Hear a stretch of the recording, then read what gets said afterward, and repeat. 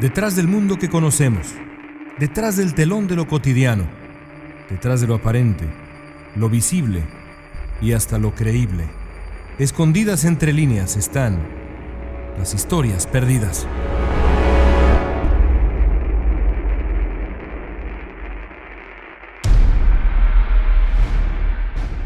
Los grandes conflictos armados de la humanidad han producido un sufrimiento indescriptible a millones de personas. Tan solo el siglo XX vio la pérdida de decenas de millones de hombres y mujeres a lo largo y ancho de la Tierra. Por desgracia, las conflagraciones han ido acompañadas de pérdidas de otra índole. La invasión de un territorio, la conquista de un pueblo, siempre han implicado el hurto de sus riquezas. Todas las guerras de la humanidad incluyen historias de tesoros perdidos.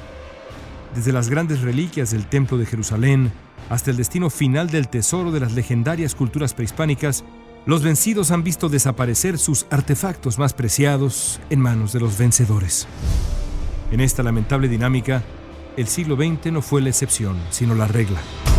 La Segunda Guerra Mundial resultó terreno fértil para el pillaje y el hurto, tanto de dinero puro y duro, metales preciosos y joyas, como de obras de arte de familias perseguidas por el régimen nazi de Adolfo Hitler. De acuerdo con los cálculos más conservadores, los nazis robaron, solo a ciudadanos en Alemania y otros países, el equivalente a cerca de $500 millones a lo largo de una década de violento autoritarismo y exterminio. Lo confiscado a gobiernos es una cantidad similar o mayor. En muchos sentidos, como ocurrió antes con Napoleón, el ejercicio bélico de los nazis resultó financiado por las comunidades que los soldados de Hitler atacaron sin clemencia alguna. Buena parte de esa riqueza terminó en instituciones bancarias respetadas en países como Suiza, que se había mantenido neutral durante la guerra, pero no inmune a la recepción del sucio botín nazi. Pero hay quien dice que, enfrentados con la derrota definitiva en la guerra, un grupo de fieles del llamado Tercer Reich decidió encontrar una manera radical de proteger una parte considerable del tesoro de guerra que el ejército alemán había robado y de los secretos bélicos del régimen también. Desde mediados del siglo XX, el mundo ha conocido decenas de teorías sobre el destino de buena parte del botín que a lo largo de su reinado de terror consiguieron los nazis durante la guerra.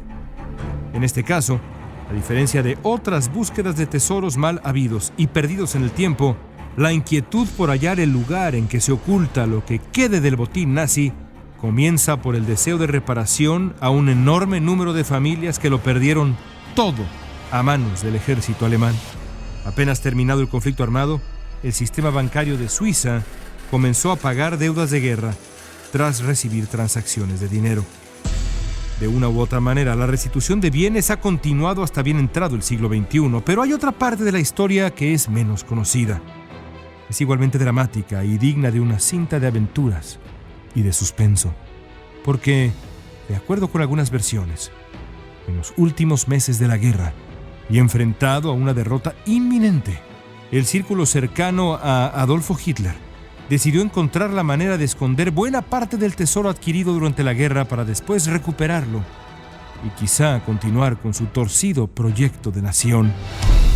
Como muchos otros antes, el régimen nazi sabía que buena parte de su futuro dependía de su viabilidad económica. Por eso, dicen algunos, empezaron a diseñar un plan. Buscarían un sitio inexpugnable donde depositar, como en los viejos tiempos de piratas, un tesoro de dimensiones asombrosas. Pero el mundo de mediados del pasado siglo no tenía ya un solo rincón desconocido, y enterrar un botín de ese tamaño era tarea complicada y mucho más en una Europa envuelta en una conflagración histórica. Pero los nazis no tuvieron que viajar muy lejos para encontrar el sitio en que, de acuerdo con algunas versiones, está escondida buena parte del legendario y sangriento tesoro de guerra nazi. El lago Toplitz en los Alpes austriacos es un pequeño cuerpo de agua de apenas 1,5 kilómetros de longitud.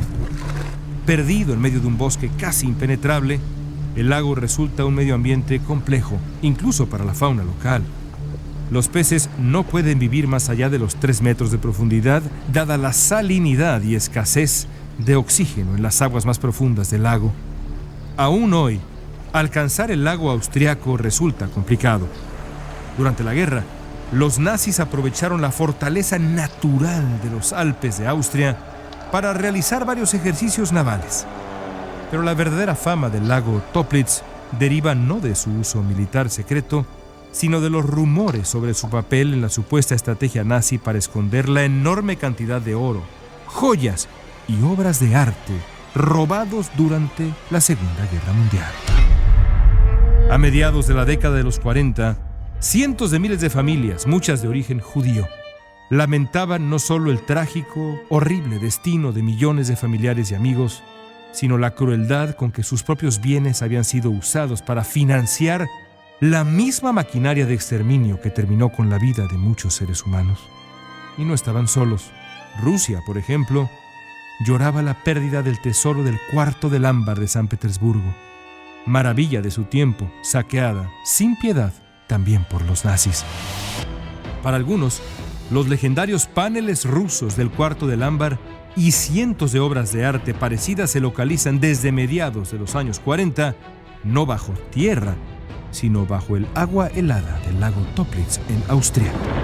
El registro conocido de las tareas nazis en el lugar durante los años 40, además del testimonio de buen número de testigos que aseguran haber visto actividad sospechosa rumbo al final del conflicto, son algunos de los elementos con que decenas de investigadores han tratado de llegar literalmente al fondo del helado lago de los Alpes austriacos para buscar el legendario tesoro nazi. La historia del posible destino del oro nazi en el lago Toplitz comienza con el testimonio de quienes, en los primeros meses de 1945, dijeron haber presenciado la llegada a orillas del mítico lago de varios cargamentos de mercancía celosamente resguardada por la Guardia Nazi. Con los ejércitos aliados cada vez más cerca de Alemania y de Austria, los nazis estaban desesperados por ocultar algo, quizá documentos, quizá dinero, o tal vez grandes cantidades de oro y piedras preciosas. Un tesoro inimaginable. Ida Wiesenbacher, joven que vivía cerca del lago, contó tiempo después cómo los oficiales la despertaron a la mitad de la noche para exigirle la entrega de una carreta que tenía para su uso personal. La necesitaban para subir cajas de gran peso que habían quedado atascadas en el último tramo rumbo al lago. Con la ayuda de la joven Wiesenbacher, en 1945 los nazis llegaron hasta la orilla, donde para sorpresa de la joven austriaca, comenzaron a tirar la carga al agua. Cada caja estaba claramente identificada con números. Recordaría tiempo después la mujer. ¿Qué contenían esas misteriosas cajas que los nazis pretendían desaparecer en las aguas del lago austriaco? Varias décadas más tarde, un programa de periodismo televisivo estadounidense contrató a un grupo de expertos oceanógrafos para explorar cada centímetro del lago Toplitz con la esperanza de hallar la respuesta a un misterio de una etapa muy dolorosa de la humanidad. El mundo entero esperaba ansioso. ¿Sería posible que las aguas de los Alpes austriacos ocultaran las piezas de arte robadas por el ejército alemán durante la guerra? 3 semanas de búsqueda y el equipo no encontró los lingotes de oro o los paneles de ámbar del cuarto de San Petersburgo. Pero sí encontró evidencia de algo interesante. Las cajas, que en efecto estaban en el fondo del lago, contenían miles y miles de billetes falsos, producto de una de las últimas desesperadas estrategias de los nazis para ganar la guerra: inundar la economía inglesa con libras esterlinas falsas para provocar una crisis. Pero el tiempo ganó la batalla y los alemanes no pudieron llevar a cabo su plan. Los billetes terminaron hundidos en el lago Toplitz. Pero si el oro nazi no estaba en el lago austriaco, ¿dónde podría estar? La decepción de los buscadores del tesoro en el lago Toplitz sirvió para alentar a los exploradores que suponían que el destino del oro nazi era otro sitio muy, pero muy diferente. El intento más serio por hallar las toneladas de riqueza que el régimen de Hitler ocultó en algún lugar antes de desaparecer en 1945 ocurrió hace apenas algunos años, en la región montañosa de Deutschendorf, en Alemania. Después de encontrar una cámara subterránea hecha por el hombre a decenas de metros de profundidad, un grupo de arqueólogos y expertos comenzaron una búsqueda que capturó la atención de toda Alemania.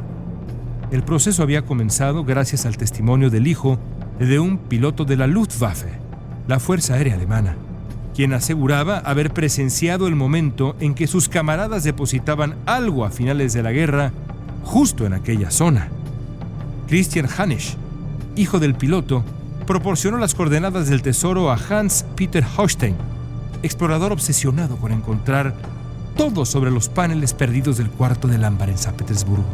A las coordenadas de Hanisch se sumaba una evidencia histórica. En tiempos de la Segunda Guerra Mundial, la zona había servido para descargar mercancía desconocida mediante vagones de tren. Con eso en mente, una serie de excavadoras comenzaron a trabajar en febrero del 2008. Pero la emoción duró poco. Los dos encargados pronto empezaron a mostrar desacuerdos. Apenas 2 días después, la expedición se canceló. ¿Será posible que los nazis escondieran su inmenso botín en las montañas del occidente de su propio país, de Alemania? Quizá, pero lo cierto es que aún hoy, cuando han pasado ya tantas décadas desde el final de la guerra, la mayor parte del tesoro nazi sigue perdido. Solo la historia dirá qué fue de todo aquello que a punta de pistola, salvajemente, robaron los ejércitos de Adolfo Hitler a mediados del siglo pasado.